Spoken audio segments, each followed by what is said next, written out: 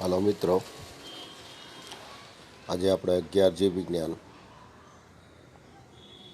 પ્રકરણ નંબર 3 વનસ્પતિ વર્ગીકરણ.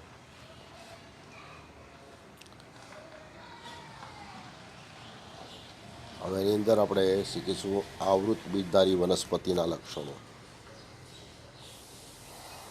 આગળ આપણે સપુષ્પ વનસ્પતિ અને એના બે વિભાગ જોઈ ગયા, અનાવૃત બીજધારી વનસ્પતિ અને આવૃત બીજધારી વનસ્પતિ. અનાવૃત બીજધારી વનસ્પતિ જોઈ ગયા આપણે. એમાં પુષ્પો પ્રાથમિક કક્ષાના અને એક લિંગી હોય છે. એમાં ફલન બાદ બીજનું સર્જન થાય છે, ફળનું સર્જન થતું નથી.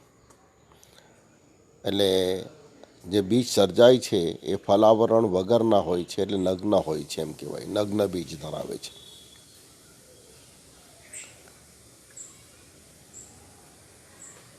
જ્યારે આવૃત બીજધારી વનસ્પતિ આપણે જોઈએ તો આવૃત બીજધારી વનસ્પતિ સૌથી ઉચ્ચ કક્ષાની વનસ્પતિનો સમૂહ છે. એમાં પુષ્પો ખૂબ જ સુવિકસિત અને બધા જ આવશ્યક ચક્રો ધરાવતા હોય છે. પુષ્પોમાં સામાન્ય રીતે 4 ચક્રો જોવા મળે છે: વજ્રચક્ર, દલચક્ર, પુંકેસર ચક્ર અને સ્ત્રીકેસર ચક્ર. બધા જ ચક્રો ધરાવતા હોય છે.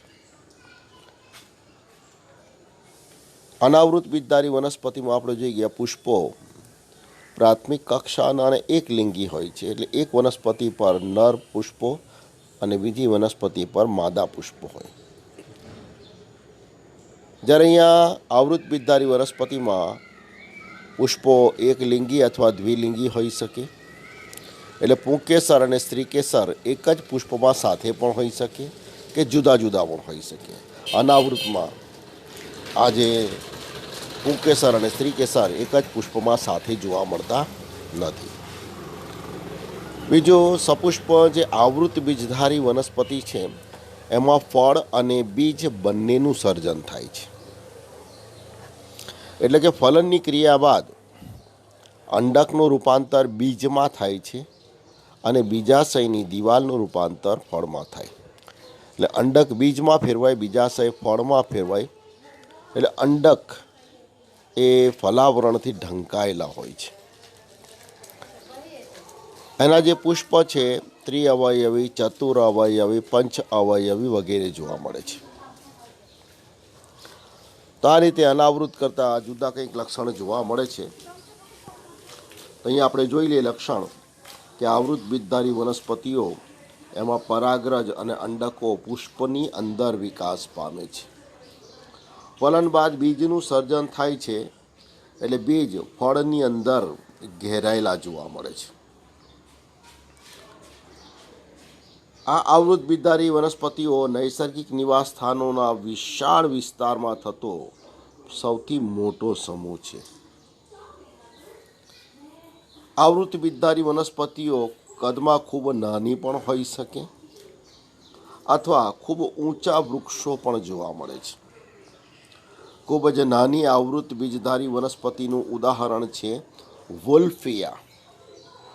જ્યારે ખૂબ જ ઊંચા વૃક્ષો જે ઓસ્ટ્રેલિયામાં થતી નીલગિરીના વૃક્ષ છે એની ઊંચાઈ 100 મીટરથી પણ વધારે હોય છે. આ જે આવૃત બીજધારી વનસ્પતિઓ છે આપણને ખોરાક પૂરો પાડે છે, ઘાસચારો પૂરો પાડે છે, બળતણ એમાંથી મળી રહે છે, ઔષધો મળી રહે છે અને બીજી ઘણી બધી વ્યાવસાયિક અગત્યની પેદાશો આપણને પૂરી પાડે છે. અન્ય લક્ષણમાં જોઈએ તો આપણે જોઈ ગયા કે પુષ્પ સુવિકસિત હોય છે, બધા જ ચક્રો ધરાવતા હોય છે: વજ્રચક્ર, દલચક્ર, પુંકેસર ચક્ર, સ્ત્રીકેસર ચક્ર વગેરે. અને પુષ્પમાં ઘટક અવયવોની સંખ્યા 3, 4 કે 5 હોવાથી આ પુષ્પ ત્રિઅવયવી પુષ્પ, ચતુરા અવયવી પુષ્પ કે પંચ અવયવી પુષ્પ તરીકે ઓળખાય છે. એ ઉપરાંતનું આપણે લક્ષણ લેવું હોય તો આપણે જોઈએ કે ફલન બાદ અંડકનું રૂપાંતર બીજમાં થાય છે, બીજાશયનું રૂપાંતર ફળમાં થાય છે. અને આવૃત બીજધારી વનસ્પતિઓનું ખાસ જે લક્ષણ છે બીજું, કે એમાં ભ્રૂણપોષનું જે સર્જન થાય છે એ ફલન પછી થાય છે. આવૃત બીજધારી વનસ્પતિઓમાં બેવડું ફલન થાય છે અને બેવડા ફલન પછી ભ્રૂણપોષનું નિર્માણ થાય છે. આ ભ્રૂણપોષ જે છે એ ત્રિકીય હોય છે, જ્યારે અનાવૃત બીજધારી વનસ્પતિમાં ભ્રૂણપોષનું સર્જન ફલન પહેલાં થઈ જાય છે અને ફલન પહેલાં નિર્માણ પામતો જે ભ્રૂણપોષ છે એ એકકીય હોય છે. તો અહીંયા આ પ્રશ્ન ખાસ નીટ માટે યાદ રાખજો. કઈ વનસ્પતિમાં ભ્રૂણપોષનું સર્જન ફલન પહેલાં થાય છે? તો ફલન પહેલાં ભ્રૂણપોષનું સર્જન પૂછાય તો અનાવૃત બીજધારી વનસ્પતિઓ, અને ફલન પછી ભ્રૂણપોષનું નિર્માણ થાય તો આવૃત બીજધારી વનસ્પતિઓ. અને અનાવૃત બીજધારી વનસ્પતિઓમાં ભ્રૂણપોષ એકકીય હોય છે, જ્યારે આવૃત બીજધારી વનસ્પતિમાં ભ્રૂણપોષ ત્રિકીય 3N હોય છે. અને એના પરથી જ પ્રશ્ન પૂછાય છે નીટની અંદર ખાસ કરીને, કે અનાવૃત બીજધારી વનસ્પતિઓમાં ભ્રૂણપોષમાં રંગસૂત્રની સંખ્યા 8 છે. ભ્રૂણપોષમાં રંગસૂત્રની સંખ્યા 8 હોય તો તેના પ્રજનન કોષોમાં રંગસૂત્રની સંખ્યા કેટલી હશે? તો જનન કોષો હંમેશા એકકીય હોય છે. અને અહીંયા જે સંખ્યા તમને આપેલી હોય, અનાવૃત બીજધારી વનસ્પતિના ભ્રૂણપોષમાં રંગસૂત્રની સંખ્યા 8 છે, એટલે ભ્રૂણપોષ એકકીય છે. n number, n = 8. અને જનન કોષો પણ એકકીય જ હોય છે, તો જન્યુઓમાં પણ રંગસૂત્રની સંખ્યા 8 જ આવે. પણ એને બદલે આવૃત બીજધારી વનસ્પતિઓ માટે પ્રશ્ન પૂછાયેલો હોય કે સપુષ્પ આવૃત બીજધારી વનસ્પતિઓમાં ભ્રૂણપોષમાં રંગસૂત્રની સંખ્યા 24 હોય.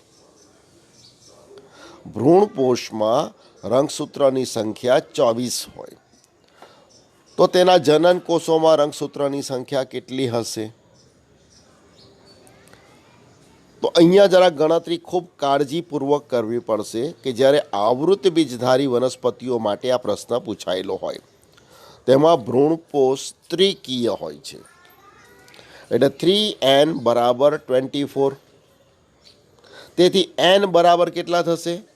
24/3, એટલે n બરાબર 8 આવશે. અને જન્યુઓ એકકીય હોય છે, એટલે જન્યુઓમાં રંગસૂત્રોની સંખ્યા n = 8 જ થશે. તો આ રીતે ભ્રૂણપોષ આવૃત બીજધારીમાં હોય તો એ 3n ગણવાનું આપણે. 3n = 24, તેથી n બરાબર 8. એકકીય સંખ્યા n = 8 મળી ગઈ, અને જન્યુઓ હંમેશા એકકીય જ હોય એટલે જન્યુઓમાં રંગસૂત્રોની સંખ્યા 8 થશે. પણ એને બદલે પ્રશ્ન જ્યારે પૂછાય કે સપુષ્પ આવૃત બીજધારી વનસ્પતિઓના ભ્રૂણપોષમાં રંગસૂત્રની સંખ્યા 24 હોય તો તેના મૂળના કોષો કે પ્રકાંડના કોષોમાં રંગસૂત્રની સંખ્યા કેટલી હશે? તો અહીંયા આપણે જોઈએ કે ભ્રૂણપોષમાં 3n = 24, તેથી n બરાબર આપણે 8 મળી ગયા. હવે કોઈ પણ દૈહિક કોષો પૂછાય, મૂળના કોષો, પ્રકાંડના કોષો, પર્ણના કોષો, તો આ દૈહિક કોષો દ્વિકીય હોય છે, એટલે ટ્વાઇસ n હોય છે. તો આપણને ભ્રૂણપોષ ત્રિકીય પરથી nની કિંમત મળી ગઈ છે 8. તો મૂળ પ્રકાંડ કે પર્ણના કોષો માટે પૂછાયેલું તો ટ્વાઇસ n હોય છે, તો ટ્વાઇસ nમાં nની કિંમત આપણે 8 મૂકીએ તો 8 × 2 = 16 થશે. તો પ્રકાંડ, પર્ણ કે મૂળના કોષોમાં રંગસૂત્રની સંખ્યા 8 × 2 = 16 થશે. તો આ રીતે આ જે સપુષ્પ આવૃત બીજધારી વનસ્પતિઓ એમાં ભ્રૂણપોષના મુદ્દા પરથી ગણતરીનો પ્રશ્ન આ રીતે આવે છે. એ ઉપરાંત જોઈએ કે આપણે અનાવૃત બીજધારી વનસ્પતિઓમાં વાહક પેશી પ્રાથમિક કક્ષાની હોય છે. એટલે જલવાહક હોય તો જલવાહી નિકી અથવા જલવાહી કોષો સ્વરૂપમાં હોય છે. અનવાહક પેશી હોય તો એમાં ચાલની નલિકાઓનો અભાવ હોય છે. જ્યારે અહીંયા આવૃત બીજધારી વનસ્પતિઓમાં ખૂબ જ સુવિકસિત વાહક પેશીઓ જોવા મળે છે. જલવાહક પેશી જલવાહિની સ્વરૂપમાં હોય છે.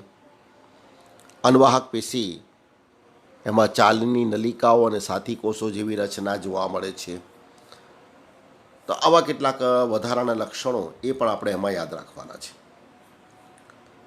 હવે જે આવૃત બીજધારી વનસ્પતિ એને બે વર્ગમાં વિભાજિત કરવામાં આવે છે. તો આવૃત બીજધારી વનસ્પતિઓના બે વર્ગ કયા? તો આપણે જોઈ શકીએ કે આવૃત બીજધારી વનસ્પતિઓમાં ફલન બાદ અંડકનું રૂપાંતર બીજમાં થાય છે અને બીજાશયનું રૂપાંતર ફળમાં થાય છે.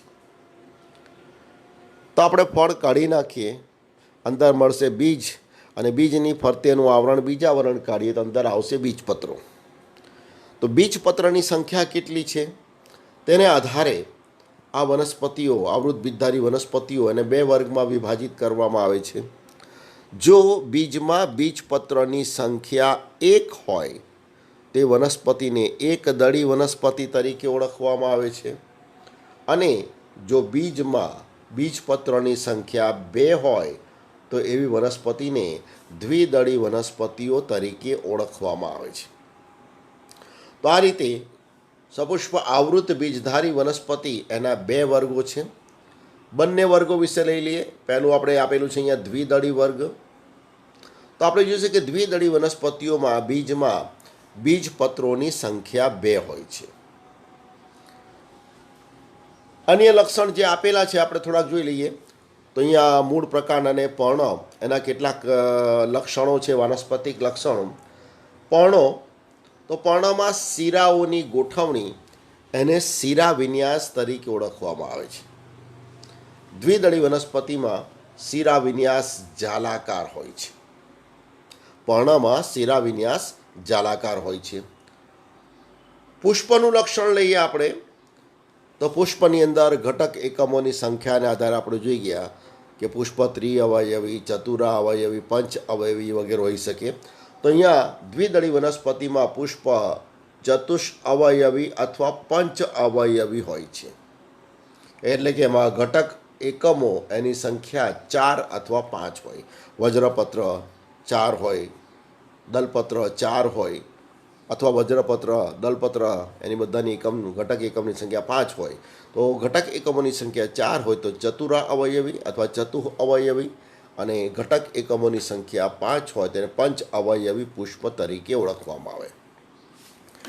એ ઉપરાંત પણ એના કેટલાક લક્ષણો છે, વધારાના આપણે જોઈ લઈએ. તો એના જે મૂળ તંત્ર છે, તો દ્વિદળી વનસ્પતિમાં મૂળ તંત્ર સોટી મૂળ તંત્ર પ્રકારનું હોય છે. એટલે એમાં પ્રાથમિક મૂળ વિકાસ પામીને લાંબુ સોટી જેવું બની જાય છે અને એમાંથી પછી દ્વિતીયક, તૃતીયક વગેરે મૂળોનું સર્જન થતું હોય છે. એટલે મૂળ તંત્ર સોટીમય પ્રકારનું છે. દ્વિદળી વનસ્પતિઓનું પ્રકાંડ આપણે લઈએ તો દ્વિદળી વનસ્પતિઓમાં પ્રકાંડ શાખાયુક્ત હોય છે. પ્રકાંડ કેવું છે? શાખાયુક્ત હોય છે. અને પ્રકાંડ પર એના આપણે કેટલાક લક્ષણો જે જોઈ ગયેલા, થોડા અંતરે ગાંઠ જોવા મળે છે. બે ગાંઠ વચ્ચેનો વિસ્તાર જેને આંતરગાંઠ તરીકે ઓળખવામાં આવે છે એ આપણે સપુષ્પ વનસ્પતિના લક્ષણોમાં શીખી ગયા છે. તો દ્વિદળી વનસ્પતિના પ્રકાંડ પર ગાંઠ, આંતરગાંઠ અસ્પષ્ટ હોય છે. ગાંઠ બહુ સ્પષ્ટ દેખાતી નથી. પર્ણમાં આપણે જોઈ ગયા શિરાવિન્યાસ જાલાકાર છે.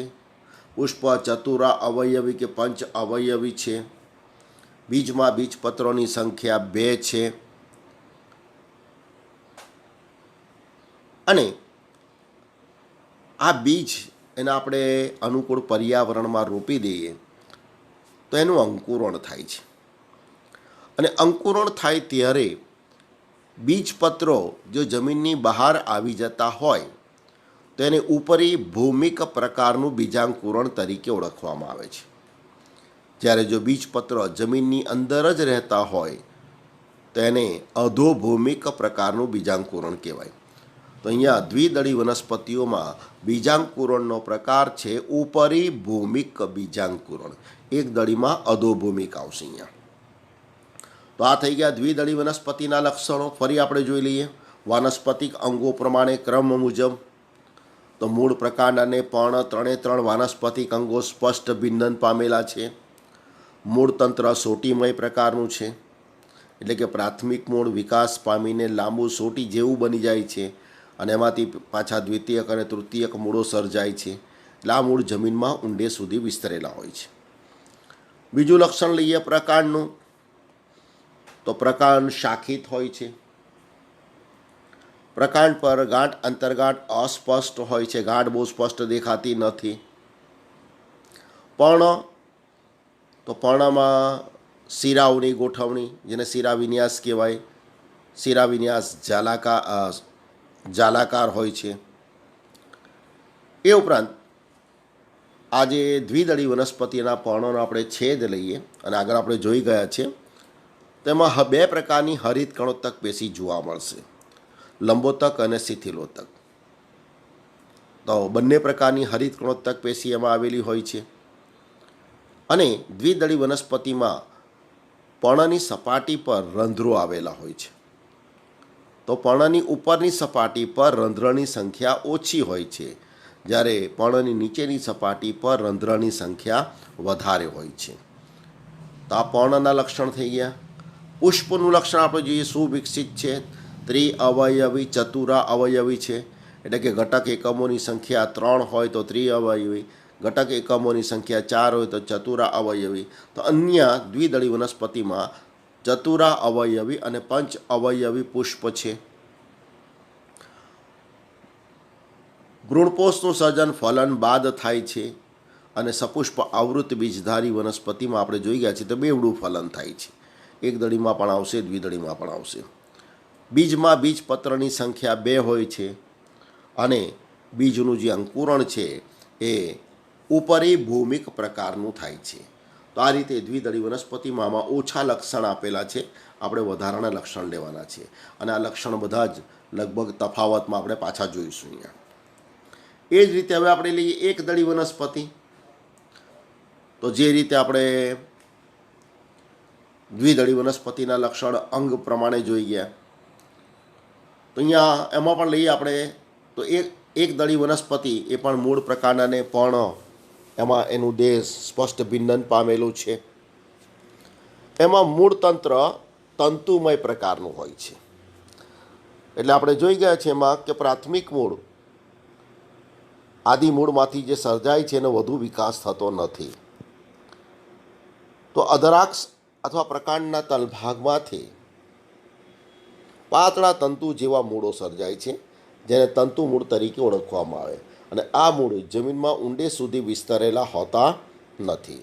એટલે મૂળ તંત્ર તંતુમય પ્રકારનું છે. બીજો આપણે અંગ લઈએ પ્રકાંડ. તો એક દળી વનસ્પતિમાં તમે જોયું હશે શેરડી છે, મકાઈ છે વગેરે. તો પ્રકાંડ અશાખિત હોય છે, એટલે કે એમાં શાખાઓ જોવા મળતી નથી. પ્રકાંડ પર શેરડી પર આપણે ચોક્કસ જોઈએ થોડા અંતરે ગાંઠ બહુ સ્પષ્ટ જોવા મળે છે.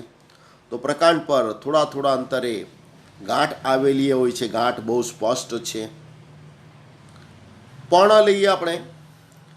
તો પર્ણમાં શિરાઓની ગોઠવણી માટે જોઈ ગયા શિરા વિન્યાસ. તો એક દળી વનસ્પતિમાં પર્ણમાં શિરાઓ સમાંતર રીતે ગોઠવાયેલી હોય છે, એટલે પર્ણમાં શિરાઓની ગોઠવણી સમાંતર છે, એટલે સમાંતર શિરા વિન્યાસ છે. પર્ણનો છેદ લઈએ તેમાં લંબોતક પેશી જોવા મળતી નથી, માત્ર શિથિલોતક પ્રકારની જ હરિત કણોત્તક પેશી જોવા મળે.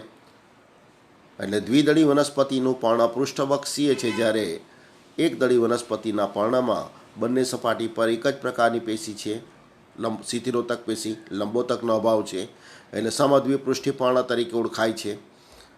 એમાં દ્વિદળી વનસ્પતિની જેમ ઉપરી અધિસ્તર અને અધ અધિસ્તરમાં રંધ્રમાં તફાવત જોવા મળતો નથી.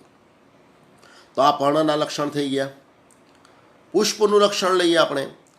તો પુષ્પો ત્રિઅવયવી હોય છે, એટલે કે એમાં ઘટક એકમોની સંખ્યા 3 હોય છે. વજ્રચક્ર 3, દલચક્ર 3, પુંકેસર, બરાબર છે, 3-3ના સમૂહમાં હોય છે. તો ત્રિઅવયવી પુષ્પ છે. ફલન બાદ અંડકનું રૂપાંતર બીજમાં, બીજાશયનું રૂપાંતર ફળમાં થાય છે.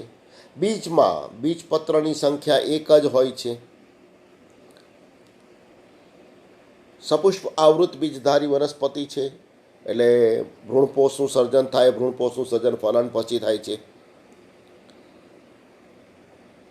આ રીતે એક દળી વનસ્પતિ એના લક્ષણ થઈ ગયા. તો અહીંયા આ બે વચ્ચે તફાવત પૂછાય છે.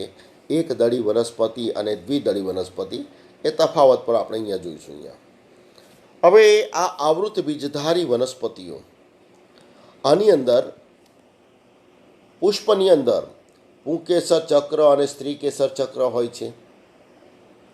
તો પુંકેસર ચક્ર 3 ભાગોનું બનેલું હોય છે.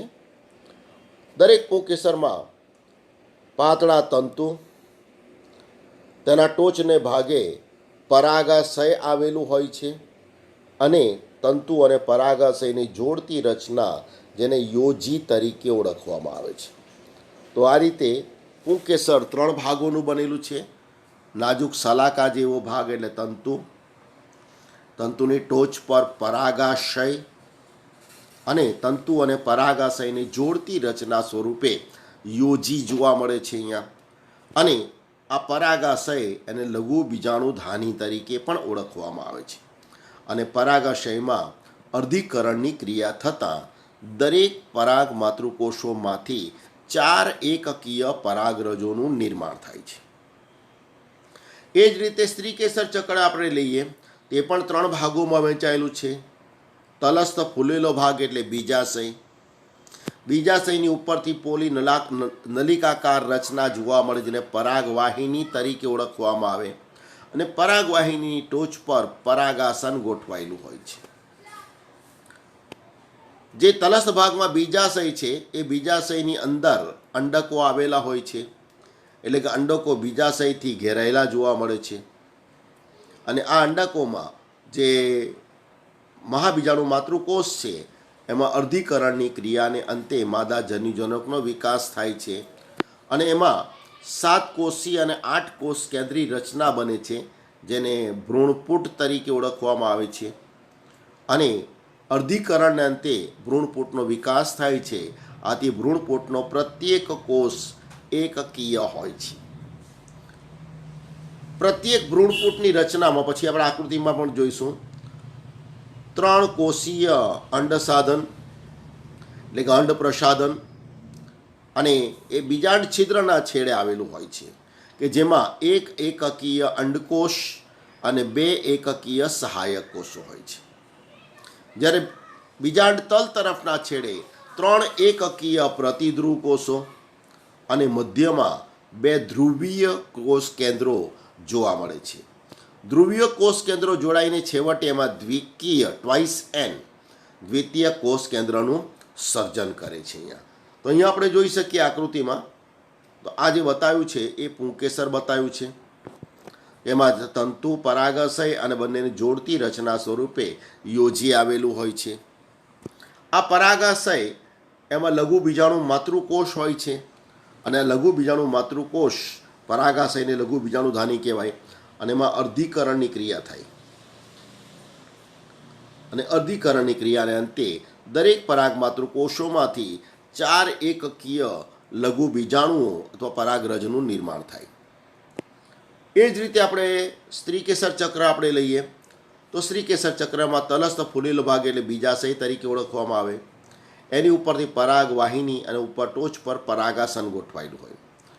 આ બીજાશય, એની અંદર મહાબીજાણુ માતૃકોષ હોય છે, અને એમાંથી જે ભ્રૂણપુટનું સર્જન થાય છે.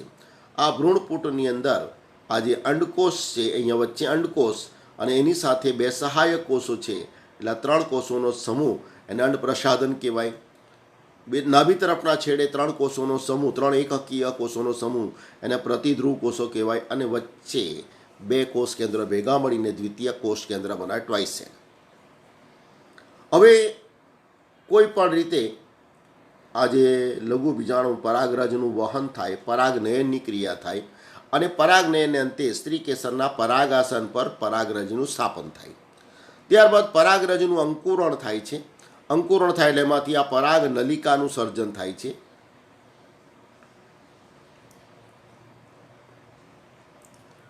અને આ પરાગ નલિકામાં એમાં જનનકોષનું કોષ કેન્દ્ર દાખલ થઈને વિભાજન પામી બે એકકીય નરજન્યુ બનાવે છે. અને આ નરજન્યુ આ બીજાંડ છિદ્રમાં રહીને આ ગર્ભપુટમાં પ્રવેશ કરે છે. હવે અહીંયા ગર્ભપુટ 7 કોષી અને 8 કોષ કેન્દ્રીય રચના ધરાવે છે. ઉપર 3 પ્રતિધ્રુવ કોષ છે, નીચે 3 અન્નપ્રસાધનમાં 3 કોષ છે, વચ્ચે એક કોષ છે કે જેમાં 2 કોષ કેન્દ્રો છે. એટલે કોષની સંખ્યા 7 છે, કોષ કેન્દ્રની સંખ્યા 8 છે. તો આ રીતે ફલનની ક્રિયા થાય ત્યારે પરાગનલિકા દ્વારા 2 નરજન્યુઓ ગર્ભપુટમાં મુક્ત થાય અને 2 રચનાઓનું ફલન થાય છે. તો ફલનની આવી ક્રિયાને બેવડું ફલન તરીકે ઓળખવામાં આવે. તો કઈ રીતે બેવડું ફલન થાય છે આપણે જોઈ લઈએ અહીંયા. તો પરાગાશયમાંથી જે પરાગરજ એનું વિકિરણ થાય એટલે પરાગનયનની ક્રિયા થાય.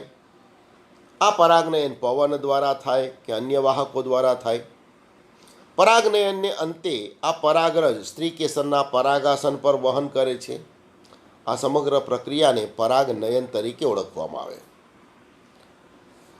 પરાગાસન પર પડેલી પરાગરજ એનું અંકુરણ થાય છે અને એના પરિણામ સ્વરૂપે પરાગાસન અને પરાગવાહિનીના માધ્યમ દ્વારા જે પરાગનલિકાનો વિકાસ થાય એ પરાગનલિકા અંડક સુધી પહોંચે છે અને પરાગનલિકાની ટોચ ભ્રૂણપુટમાં પ્રવેશીને 2 નરજન્યુઓ મુક્ત કરે છે. આ નરજન્યુ જે ભ્રૂણપુટમાં મુક્ત થાય છે એમાંનું એક નરજન્યુ અંડકોષ સાથે જોડાણ પામીને દ્વિકીય ટ્વાઇસ એન ફલિતાંડ એટલે કે યુગ્મનજનું નિર્માણ કરે છે. જ્યારે બીજો નરજન્યુ મધ્યમાં આવેલ દ્વિતીય કોષ કેન્દ્ર સાથે જોડાણ પામી અને ત્રિકીય પ્રાથમિક ભ્રૂણપોષ કેન્દ્રનું નિર્માણ કરે છે. પ્રાથમિક ભ્રૂણપોષ કેન્દ્ર એને પ્રાઇમરી એન્ડોસ્પર્મ ન્યુક્લિયસ તરીકે ઓળખવામાં આવે છે. તો અહીંયા પૂર્ણ નામમાં પૂછાશે PEN પ્રાઇમરી એન્ડોસ્પર્મ ન્યુક્લિયસ પ્રાથમિક ભ્રૂણપોષ કોષ કેન્દ્રનું નિર્માણ કરે છે. તો અહીંયા 2 રચનાનું જોડાણ થયું, ફલન થયું. એક અંડકોષ સાથેનું એક નરજન્યુનું જોડાણ થયું અને બીજું દ્વિતીય કોષ કેન્દ્ર સાથે એક નરજન્યુનું જોડાણ થયું. તો આ રીતે સપુષ્પ આવૃત બીજધારી વનસ્પતિમાં 2 રચનાનું ફલન થતું હોવાથી ફલનની આવી ક્રિયાને બેવડું ફલન તરીકે ઓળખવામાં આવે છે અને સપુષ્પ આવૃત બીજધારી વનસ્પતિમાં એ એનું અજોડ લક્ષણ છે. હવે ફલન બાદ તો અહીંયા આપણે જોઈ શકીએ કે એક નરજન્યુ આ એકકીય અંડકોષ સાથે જોડાય છે અને એમાંથી ફલિતાંડનું નિર્માણ થાય છે અને બીજો નરજન્યુ આ વચ્ચે મધ્યમાં રહેલા દ્વિતીય કોષ કેન્દ્ર સાથે જોડાય છે અને એમાંથી પછી ભ્રૂણપોષ પેશીનું સર્જન થાય છે. અહીંયા ભ્રૂણપોષ પેશીનું સર્જન થાય છે અને પછી ભ્રૂણનો વિકાસ થતાં એમાંથી બીજાણુજનક નિર્માણ પામે છે. તો ફલન પછી ભ્રૂણ કે જેમાં બીજપત્રની સંખ્યા 1 દળી હોય તો 1 હોય, દ્વિદળીય હોય તો 2 હોય, એ ફલન પછી ફલિતાંડ ભ્રૂણમાં વિકાસ પામે છે અને PEN એટલે પ્રાથમિક ભ્રૂણપોષ કેન્દ્ર એમાંથી પાછળથી ભ્રૂણપોષ પેશીનું સર્જન થાય છે એટલે ભ્રૂણપોષમાં વિકાસ થાય છે. તો આ જે ભ્રૂણપોષ પેશી છે એ વિકાસ પામતા ભ્રૂણને પોષણ પૂરું પાડે છે. ફલન બાદ સહાયક કોષો અને પ્રતિધ્રુવ કોષો નાશ પામે છે, અધપતન પામે છે. ના દરમિયાન અંડકો બીજમાં પરિણમે છે અને બીજાશયનું રૂપાંતર ફળમાં થાય છે. તો આ રીતે સપુષ્પ આવૃત બીજધારી વનસ્પતિઓમાં 2 રચનાનું ફલન થતું હોવાથી ફલનની આવી ક્રિયાને બેવડું ફલન તરીકે ઓળખવામાં આવે છે. તો અહીંયા 2 માર્કમાં પ્રશ્ન અથવા 3 માર્કમાં પૂછાય સપુષ્પ આવૃત બીજધારી વનસ્પતિમાં બેવડું ફલન સમજાવો. ખૂબ મહત્ત્વનું છે અહીંયા. અને આગળ આપણે પ્રશ્ન જોઈ ગયા છે કે અહીંયા પ્રાથમિક ભ્રૂણપોષ કેન્દ્ર એ ટ્વાઇસ એન છે અને એની સાથે આ એક નરજન્યુનું જોડાણ થાય તો એ બનાવે છે 3N PEN. પ્રાથમિક ભ્રૂણપોષ કેન્દ્ર 3N હોય એટલે આપણે પેલા પ્રશ્નો જોઈ ગયા કે 3N બરાબર 24 છે, તો N બરાબર કેટલા થશે? 8 થશે. તો પછી એકકીય જન્યુ હોય તો 8 એની રંગસૂત્રની સંખ્યા, અને મૂળ પ્રકાંડ કે પર્ણના કોષો હોય તો 8 દુ 16. તો એના પરથી આ પ્રશ્ન પણ આમાં પૂછાય છે. Thank you all.